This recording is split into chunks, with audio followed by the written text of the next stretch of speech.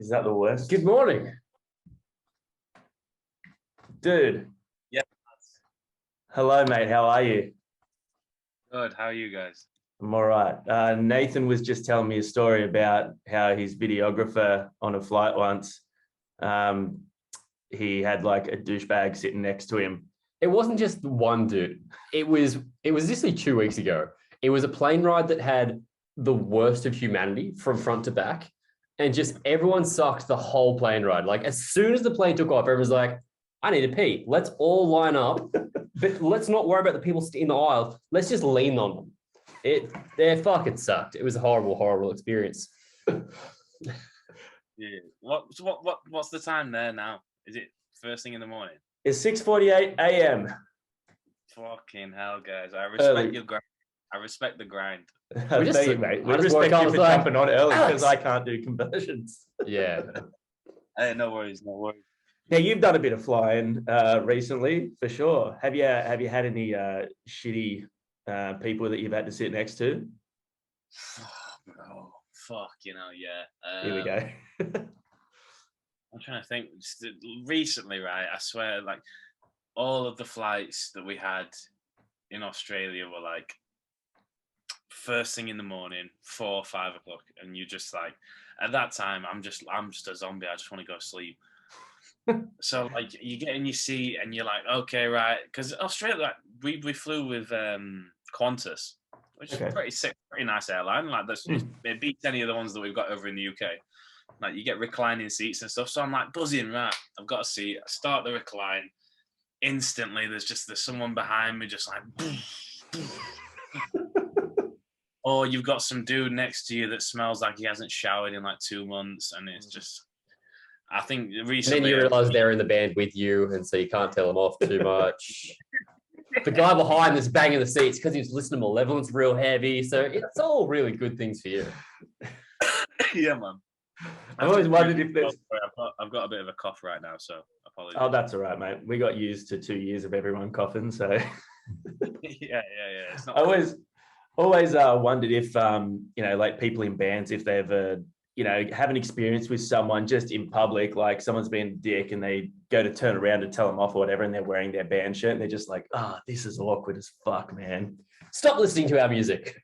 Oh, bro. So outside of the band, I work in security, and the amount of times I've had to like throw somebody out of a nightclub who I know is like a massive Malevolence fan, and it's so awkward. Like there was this one guy not too long ago, and he was like fighting, and I just got him, and he was just like, Alex, I did nothing wrong. I was like, mate, and I've seen you punching someone else. Like it's one of them. So I've had quite a few situations like that. So it gets a bit awkward sometimes. That's fucking interesting, as. First of all, dude, thanks again for hanging out with us. Appreciate it. Big fans. Love everything that you're doing. You guys have definitely, fuck, man, this album, you guys have hit the ground just running. You've been busy boys. Yeah, man, it's been a wild few months for sure.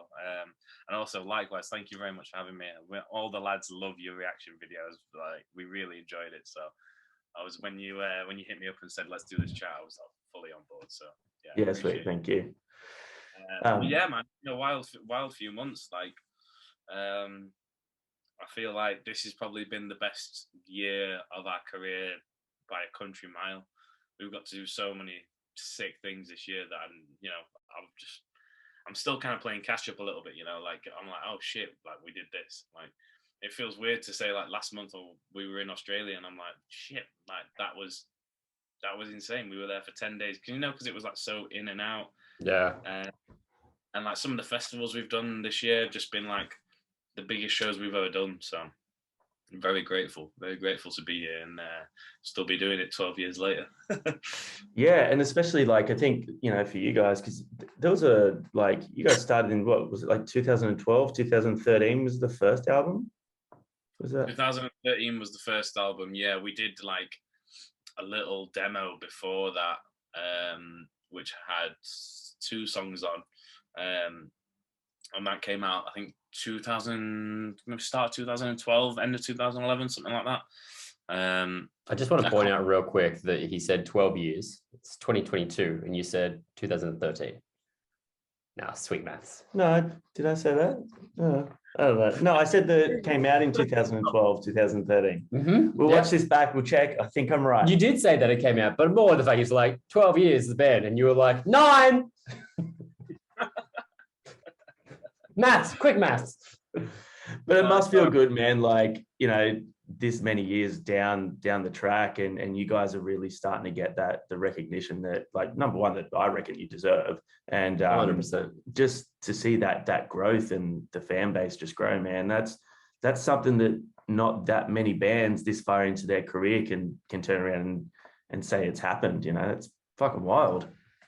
Yeah, absolutely, man. And I agree with you. Like, I do feel like, you know, we've been grinding at this for a long time now, and I feel like people are the last few years, pretty much since, you know, we came back off after all the lockdowns, people have all of a sudden sat up and realized, actually, this band are fucking sick.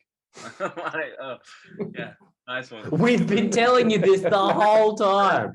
Yeah. But no, it's you know, I'm joking. No, it's sick. The last, since, I don't know, I think doing the EP over the lockdowns really helped the band. Like, we grew so quick, because everybody was sat at home wanting new music and new videos to watch, and we just happened to have a record that had a song called Keep Your Distance on, which was fucking plastered on every single bus stop and street corner around the world, just, you know, because of the times and because of COVID. So it had that viral factor, which obviously helped a lot.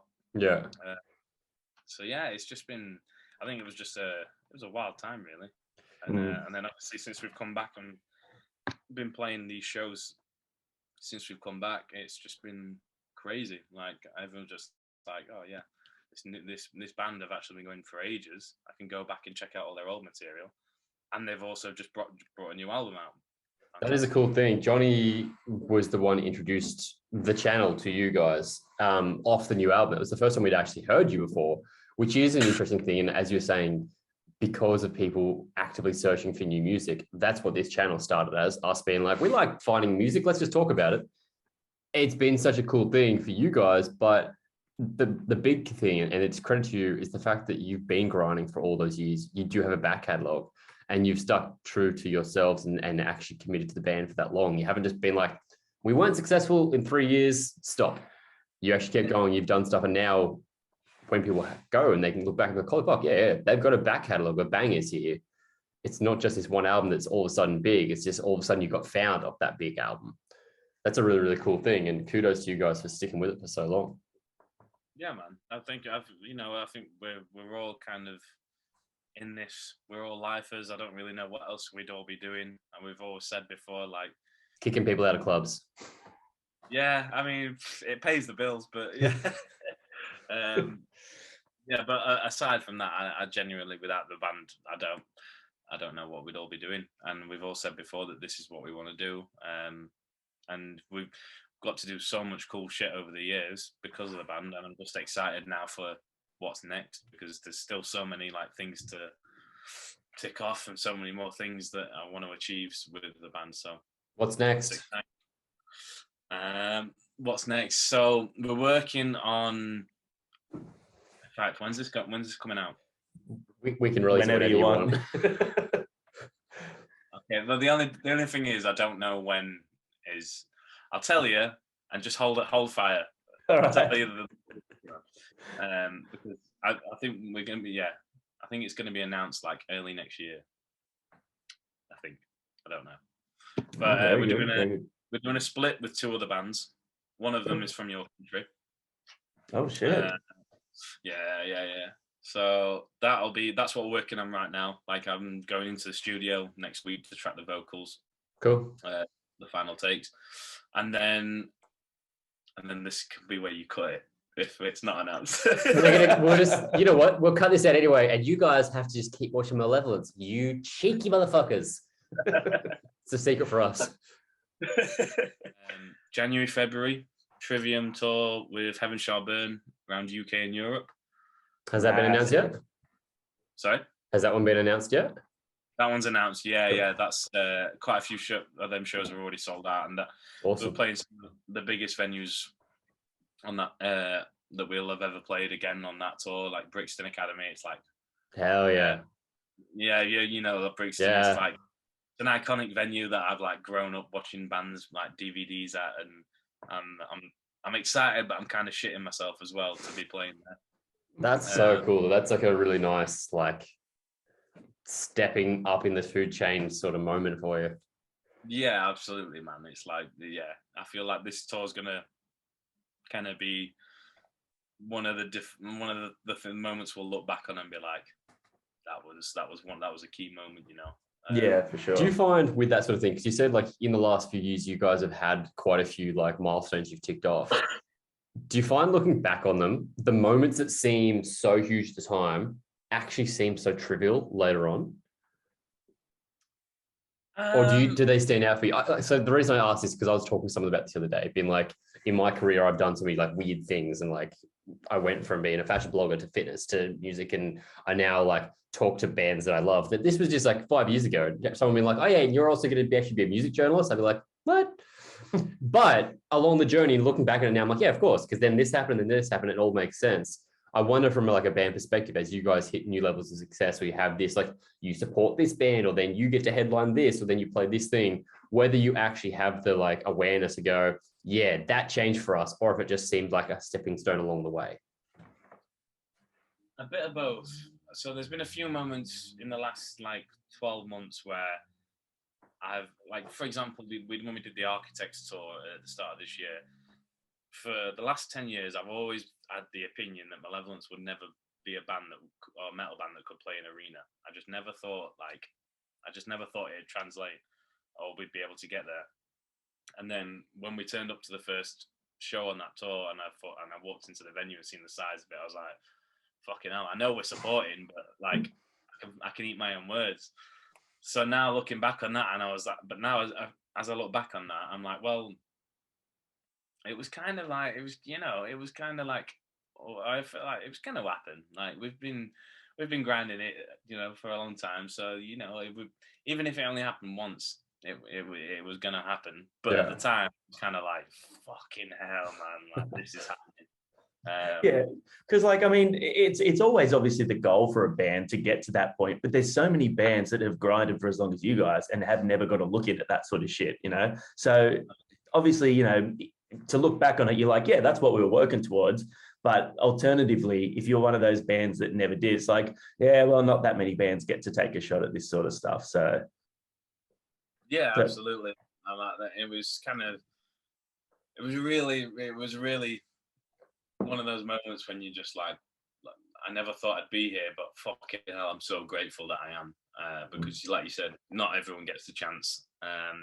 Not everyone gets the opportunity, and that was why we went out there every single night on them shows. And granted, we were the first on, and a lot of people didn't know us, but we thought, if this is the last time that we get to do it, then we're gonna make sure these people have an amazing night. So that's kind of like what Malevolence is about. No matter who we're playing to, whether it be an arena or a 200 cap club, we're gonna get the energy up and we're gonna have a good time. And you're going to get sucked into it if you're just stood on the sidelines. So that's the reason you keep getting to grow too, because of that like attitude of just like, we're going to make the most of every situation here. That's where you're going to get us to come back and do arena stuff, because people see you have an amazing time on stage. You're really captivating. Even if you've got 15 people in the crowd to start with, they'll be like, fuck. But by the end of it, they had 200 people in there. Like, look at the people who are growing and getting part of it. That's why you're going to get success. And I think that's probably why you've had continual growth, is because of the attitude you're going into it with. So kudos to that. Thanks, brother. Thank you. Yeah, man. We're just, taking everything as it comes, and like everything that's like planned for next year. Like we've got a load of stuff that isn't announced for next year, which is just keep stepping it up. And again, I'm just super grateful that we're here. I'm excited to come back to Australia for KNOTFEST as well. That's going to be sick. Yeah, we are so keen for that, especially because we fucking missed you last time. That's when we were going to originally do this chat, everyone. Bad people? No. No, one of us is a bad person. Oh, you were... unavailable. I'm the bad I person. think I had like, it was something to do with one of my kids' birthdays or friends' birthdays that night. I was like, no, Kid's birthday. Classic excuse. Love that. Oh yeah. Yeah, no, my kid had to do something actually. Oh, Actually, the real reason was like we hit Marshy up and he never got back to us. So Yeah, that sounds about right. but I was just like, you know, like we were trying to organize it like 3 days before, and like he's like tour managing as well, and in a band playing, and I was just like, yeah, don't give it that. But we'll definitely fucking catch up at KNOTFEST for sure, man. Yeah. Who are you most excited to play with on the bill? I knew you were going to ask me this, and now you've asked me. I can't remember who's playing. So yes, it's also we don't really ask that many cliche questions, but this one is a pretty big cliche. All right, hang on. And you didn't have an answer prepared. So obviously, all right, yeah, of course. You know what? I think I'm one of the only people that I know that I was going to say hasn't seen Parkway Drive live. I've worked one of their shows. I'm doing security, but I've never like gone and watched them. So I'm quite excited to see what that whole live show will be like, especially in the home country. Yeah, that's going to be. And obviously the boys in Not Loose, they're like some of our really good friends. So always a good time to see them. Trivium, again, just hang out with them guys. That'll be sick. We'll have just come off a tour with them, so I imagine we'll probably be like best friends. Or entirely sick of each other. Yeah. Either that, yeah. We're either going to be hanging out or it's going to be pure beef in the backstage. Either way, entertaining for us. Look, I love Trivium, and I know Heafy gets down with a bit of the jiu-jitsu, but I don't fancy their chances against you boys. We're soft lads, man. Don't they have that Man Mountain guy with the long hair? Oh yeah, he's pretty a big boy. Yeah, the guitarist is a big boy. Yeah, but so is your guitarist. Looks like he could fucking ring the shit out of anyone. Yeah. He's the thing is with Con though, he's like a massive teddy bear. So like that. He gives off this like old tough guy image and sings, like. But secretly, he's like, "Can you go to the shop and get me a can of Monster Energy drink, please?" So yeah, he's a big soft lad. Who else is playing? So we got In Flames as well. I saw them in Sheffield not too long ago. They were sick. And yeah, man, it's gonna be a good time. Slipknot as well, headlining. Come on. Yeah, of course. It will be a good time. It's the thing I'm really liking about KNOTFEST is the fact that it doesn't have the same scope, size as some of the other festivals that we get, but the quality on it is insane. And I feel like the dynamics with all the bands that are playing work really, really well. So it will be a way more. It's a fairly mixed bill. It's a fairly mixed bill as well. Like it's quite diverse over the metal spectrum. Yeah, but it is just metal. I don't know if I'd like. You've got like Bad Omens. They're more. I mean, like there's no pop punk stuff. There's no straight rock stuff. It is a metal festival. Story of the Year. They're still leaning towards. They're not pop punk. They're still leaning to the metal side of things. They've still got. Yeah. I don't know. I'm like looking at like you've like a Good Things festival or like. Oh yeah. Slam Dunk Festival, something like that, where you've got a whole variety of bands, whereas this is way more skewed towards that. I mean, it's fucking Slipknot's festival. Yeah, true. It was definitely like that. When we did the KNOTFEST Germany, it was way more metal. Yeah. There's I think maybe one hardcore-ish band on, but it's a metalhead crowd, 100%. What's a band that you're listening to right now? What's a newish band that you're really digging that you recommend we should check out? Okay, I've got 3. Oh yeah, hell yeah, hit us up. You're on my my rinse and repeat playlist at the minute. So I've got the new record from Inclination, which is the guitarist of Not Loose's other band. Cool. Straight edge hardcore, in your face, very aggressive, super sick. Second one is Gridiron. They've got a few members from different American hardcore bands, but again, super ignorant, super aggressive, and just like cool, tough guy. I was going to say that sounds just like Johnny, and then you said cool, and it doesn't. But super ignorant. Hell's yeah. Yeah, Gridiron, definitely recommend them. Oh. And Rough Justice, who is Josh, our guitarist, it's his other band. They're writing at the minute for their new record, but I definitely recommend checking them out because they've got an EP they didn't put out maybe a year or two ago. Cool. Yeah, good Sheffield hardcore. You know what? You're the first person that's come on, and when I've asked that question, has had just like straight up 3 answers raring to go. A lot of people are like, what have I been listening to lately? And I don't know whether they're trying to be like cool dudes and give you bands that you've never heard of. But also, those 3 bands that we've never checked out. I haven't listened to any of them.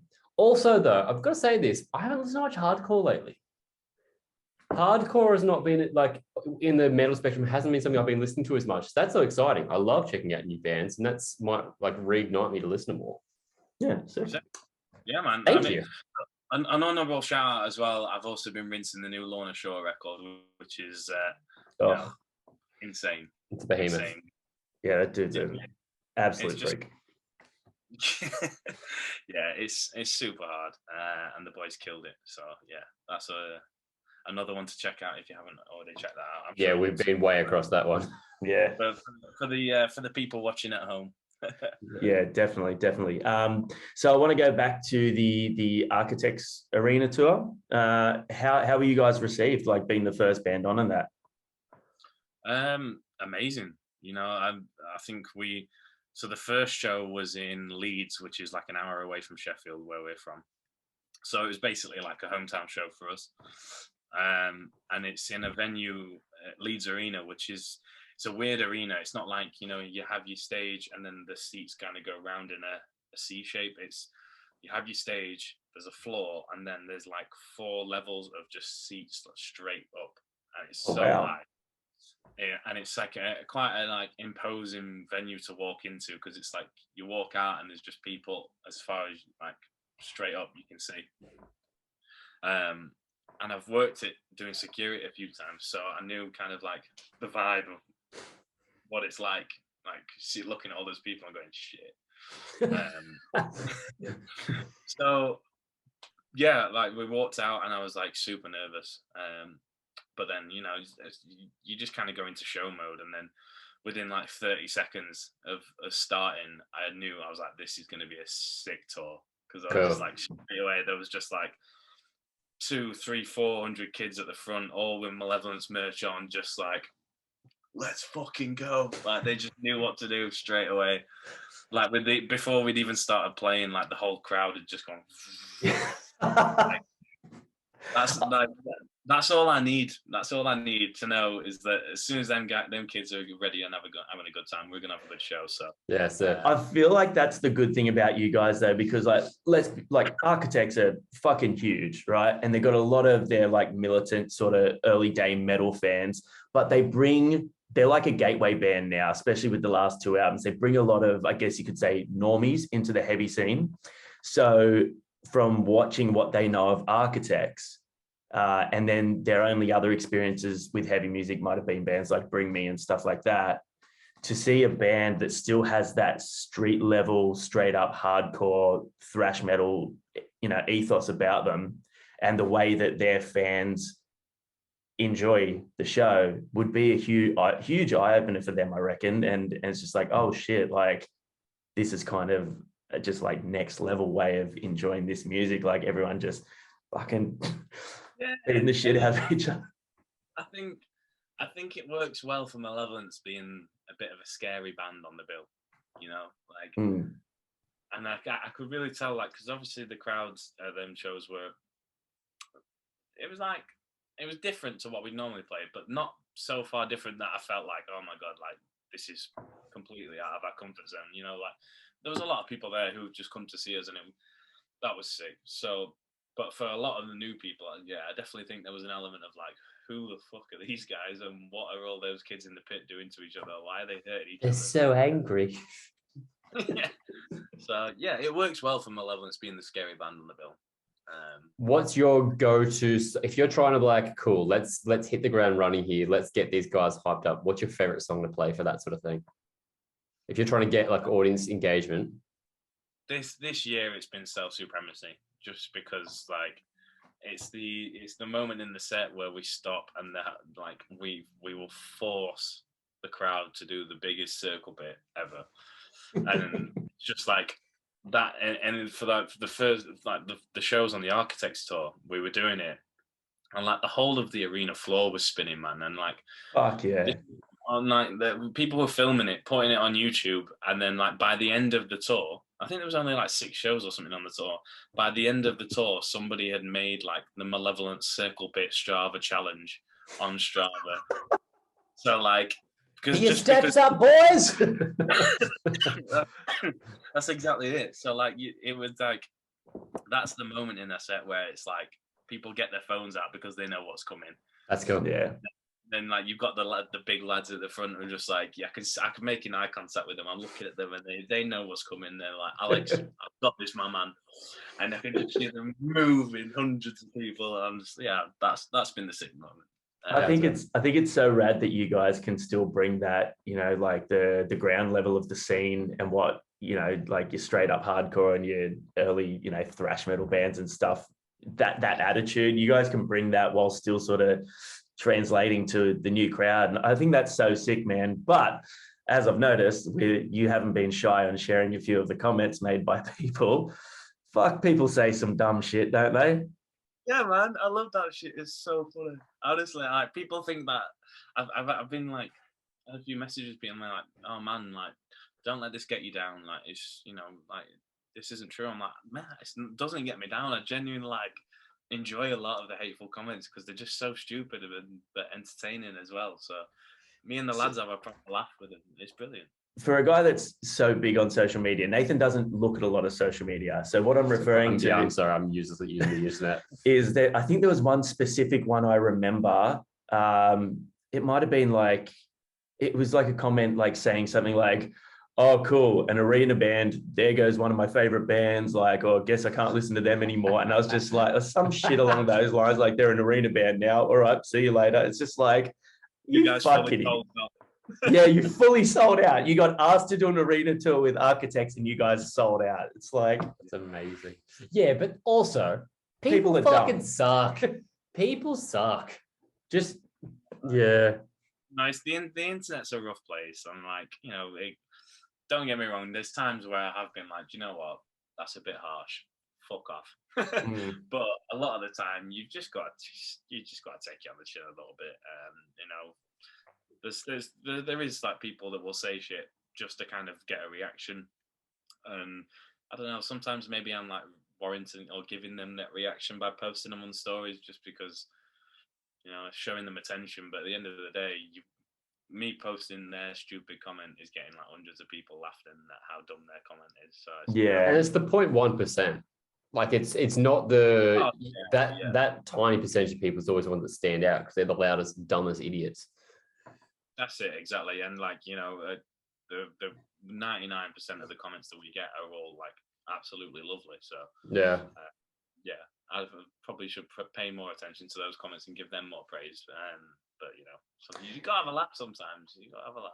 But I agree because you don't want to give that attention, you know, to people who are doing shitty things. But I see it from the perspective as well. Like if someone like, because they're obviously a fan of you guys, so otherwise, like, why the fuck are they on your page? You know what I mean? It's like when we were talking to Sam from Architects, he was just like, you know, if that person was to come up to you and say, oh, great set, and you were to go, yeah, thanks, mate, but I saw what you fucking wrote on the internet, they'd be like, oh, I'm so sorry. You know what I mean? I feel like when guys like you bring a little bit of attention to that, it might make even one out of the next 10 shitty people think, maybe I won't say that this time. Maybe I'll just keep my stupid opinion to myself and just go, it's not for me anymore.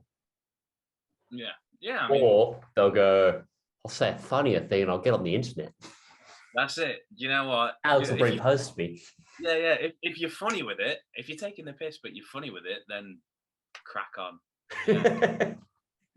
It's all about banter. It is a weird space, though. I do agree. Like learning how to have thick skin takes time. It's not just something you're born with. You don't just be like, and I don't care about anyone's opinion. It clearly shows that you guys can be aware of the overwhelming support you've got versus the negativity. But yeah, it still doesn't mean it's necessarily a nice thing to see. When this channel first started like kind of growing a bit, I had to talk to Johnny about not writing back to trolls because he wanted to get his Facebook high. Johnny loves a Facebook rant, loves an argument with strangers on the internet. And I had to be like, you're like a Facebook mom. He is absolutely a Facebook mom. And I had to be like, you can't do that now, man. You're a cool dude on the internet. You can't do that because people see everything you post. Yeah, you got to be careful. You've been very good. I'll give you that since then. Well, I think honestly, the thing is because I spend so much time on the internet, like doing stuff like for the channel and all that sort of shit. I engage with the internet as little as possible now. Now you get where I'm coming from. Yeah. I don't use social media as much. So it's been like, obviously, like you were saying, like it's been a massive, massive few months. You know, have you got any moment? This is probably going to be a hard one because there's been so many sick moments. What's one moment that has really stood out for you that you're just like, it's a memory? It doesn't even have to be like we played an arena, just one memory that's happened over the last, 6 months or so that you'll just never, ever forget.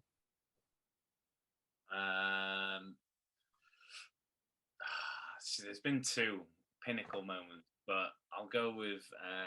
You can say two. We'll allow it. Okay, yeah. So the first one was Download Festival this year. Hands down biggest crowd that we've ever played to, and it was our first time playing. We've played Download a bunch of times before, but it was the first time playing on one of the big boy stages, Yeah.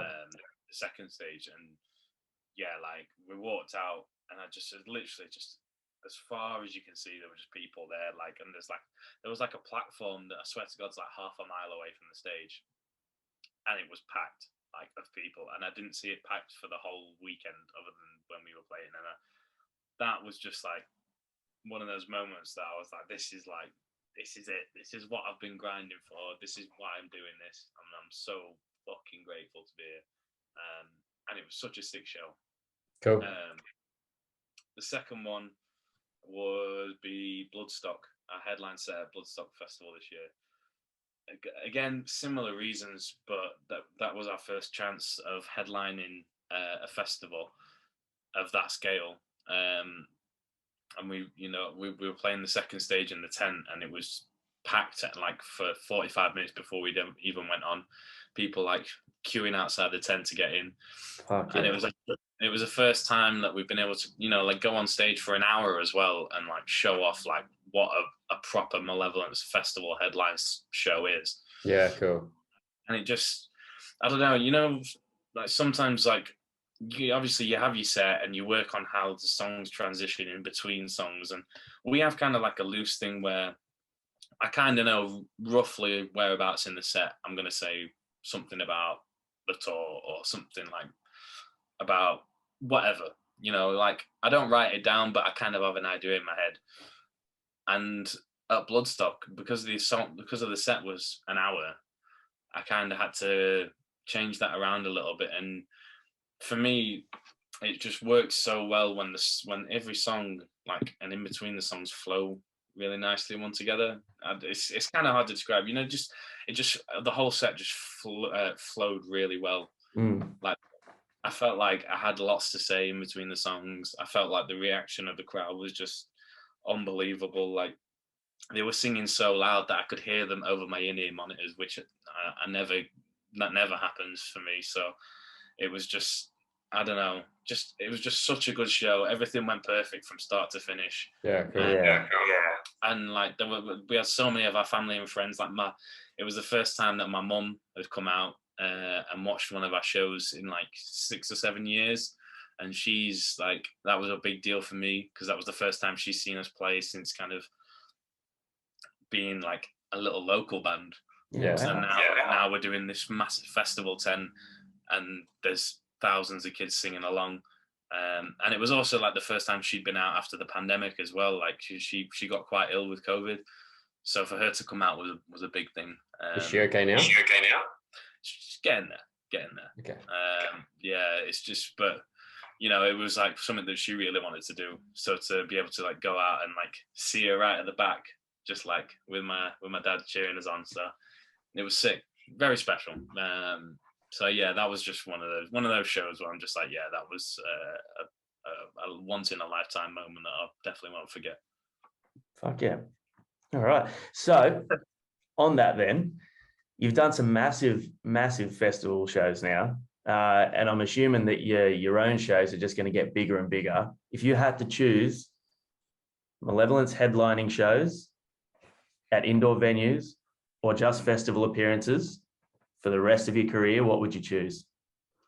Whoa, that's a tough one. Oh yeah, we don't fuck around.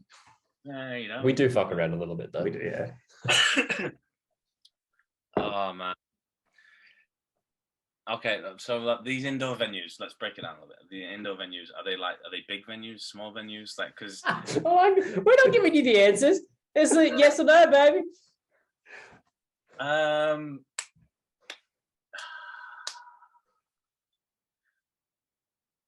can't pick. That's too hard. I'm sorry. I'm gonna be a dick and not pick. I'll give you, they're 3,000 to 5,000 cap venues, and you're selling them out. That's still tough, man. I'm gonna go with festivals, only because catering always seems to be better at festivals. And like, that's the answer I want. That's exactly it. So, like, if you're playing 4,000 or 5,000 cap venues every night and they're sold out, the show's going to be lit. You're playing festivals, the show's going to be lit. So you need to break it down to the small shit, like the small shit from the moment you rock up.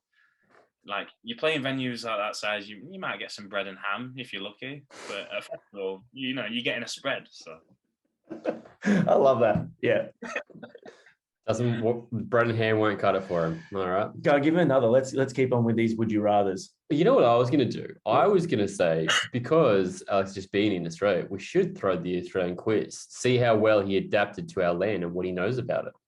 Oh shit! Haven't done it in a hot minute. Would you rather do a would you rather question, or do you want to do the Aussie quiz? I'm down for the quiz, but I can't guarantee I'll do well. So. Yeah, I can almost guarantee you won't. It's a dumb quiz. Johnny made it up. All right, here we go. Who is Australia's most successful band? And for a bonus point, what country did they never have a top 20 single? Oh, fuck yeah. All-time successful, not like right now. I mean, to be fair, I probably would have said Parkway, because surely they're up there at the minute. At the minute, I would say they're pretty close. But then all-time sales is nowhere near. Yeah. Okay, yeah, I don't know. AC/DC, brother. Oh shit. Okay. And they never had a top 20 hit in America, which really? which is wild. Yeah. Yeah. Okay. All right. I feel like I'm going to embarrass myself on this quiz, lads. I'm not going to lie. That's okay, man. We embarrass ourselves every single video. So name 3 Aussie actors. Fuck. I feel like off camera, you're naming them just like this. Boom, boom, boom, boom. As soon as the camera's on, the pressure's there. You're like, who exists? Yeah. No, there's a female that I can literally picture her face, but I can't remember her name. Describe her.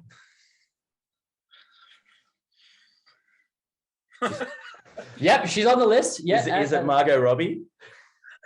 That's the one. That's the one.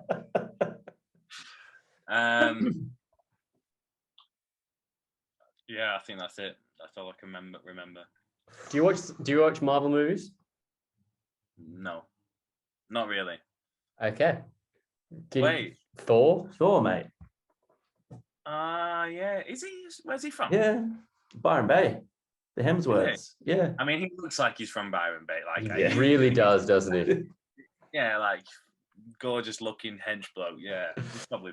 I saw a thing the other day just to distract from this. It was like it was a TikTok video. It was like what girls expect Aussie blokes to look like, and it was like Chris Hemsworth and Liam Hemsworth and all these like handsome dudes. And then it cut to like the shitty shaved head, mullet, footy shorts, fucking, like what Aussies actually look like. Cliches. Yeah. Yeah, exactly. All right. What famous Aussie surf town did Parkway Drive come from? Byron Bay. Well done, You're the son. first person to get that from an overseas band. Really? Yep. Yeah. Come on, man. Who are you interviewing? Like, Yeah, you're absolutely right. Who are we interviewing? Do you know what? It was like the Parkway DVDs, the documentaries that came out, like to us, like over in like cold Europe, we just kind of like idolized that when it came out, and we're like, right, we need to go there because it's like touring but warm. Yeah. Try when you're out for KNOTFEST, try and get some down days. We'll bring you up here. You can come train at my gym and hang out in our beachside suburbs because we've got a similar vibe to Byron. Where are you guys at? We're like an hour north of Sydney. Okay, sick. Yeah. Oh, yeah, 100% down for that. I think I'm trying to think where we went last time. We saw after the last show in Brisbane, we had 4 days off and we stayed in the centre of Brisbane, but then we drove over like an hour north of Brisbane. Like the Sunshine Coast? Like Noosa? Yeah. Yeah, we went to Gold Coast and Sunshine Coast. Yeah. Okay. That's fun. Sunshine Coast was beautiful. Yeah, it's pretty up there, huh? Yeah, we had like one of our friends that took us around and like took us to these waterfalls and these swim spots and had like the best day out I've had in a long time. So yeah, so yeah. All right, next one. What is Australia is home to the world's deadliest spider. Do you know what it's called?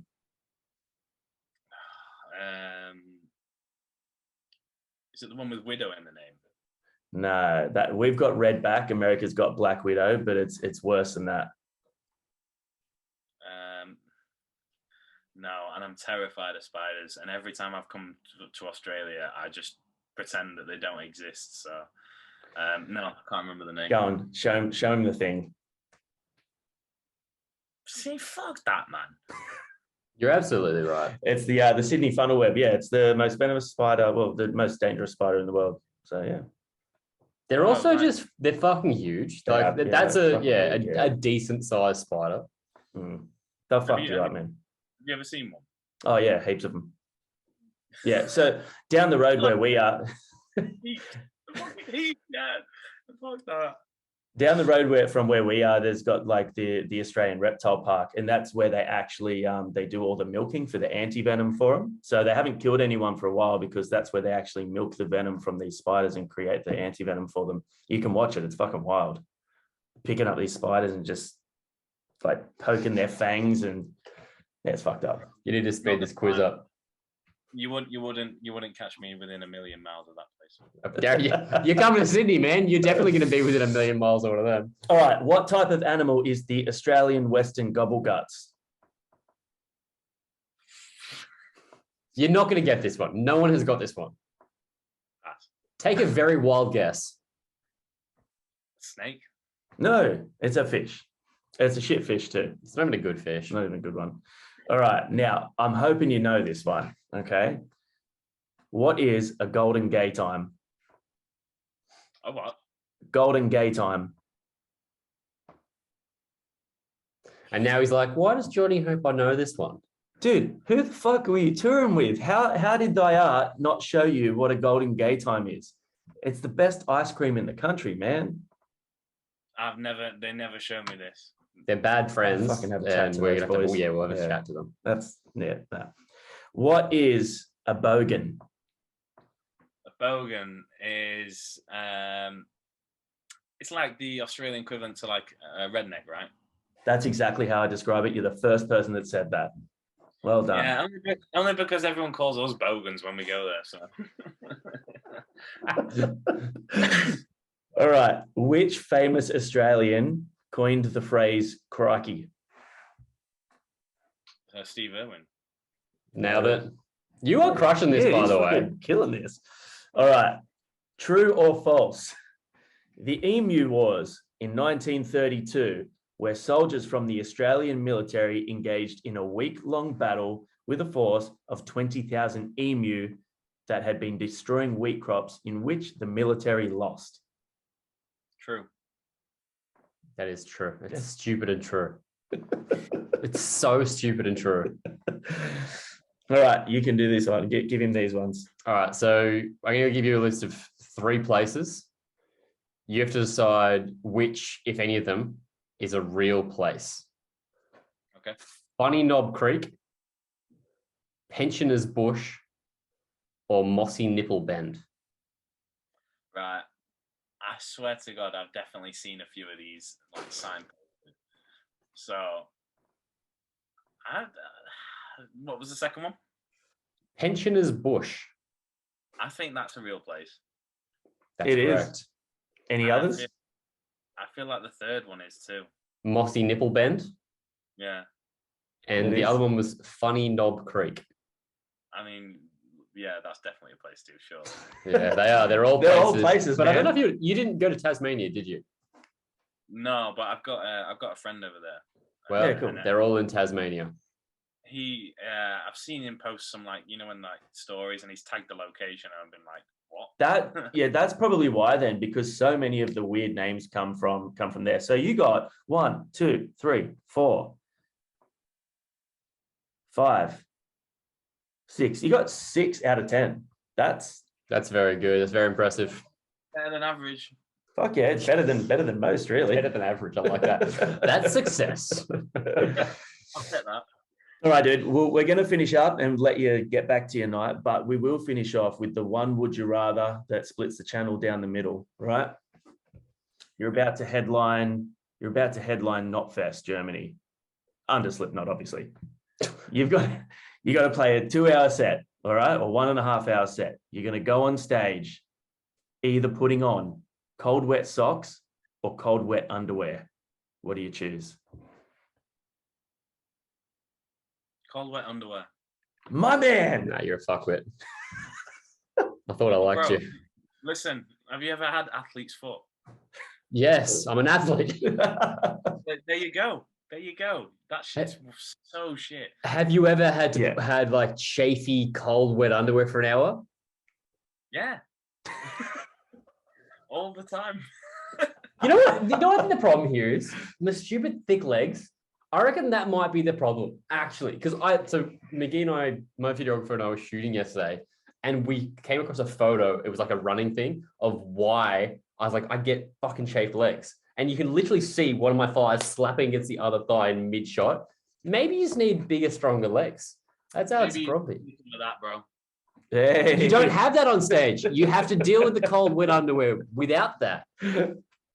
No, you just get on with it, right? Because I can't stand the feeling of having wet feet. And then like after that, because I was a tradesman. Like, so I'm used to doing years on job sites where you get fucking wet boots, wet feet, and then your whole day's fucked because you get sultana toes and then they start to split, and nothing is more painful or annoying than that shit. Think about when you get out of the surf and you got that wetsuit Dude, chafe in the I'm good, fucking dude. gooch. Soak my balls. I don't care. I'm good. You're I'm a good. fucking idiot. Both of you. Both of them aren't great. Both Don't try and come back here and be like, you're both right. I'll have none of that. Thank you very much. Hey, I feel like being like, a pretty fucking heavy metal band, like you could get away with the cold wet underwears because you could just power stance the whole fucking time. You know what I mean? Yeah. And it's just, What else is he trying to move around the stage? He's doing a crab walk to get around. yeah, fuck yeah.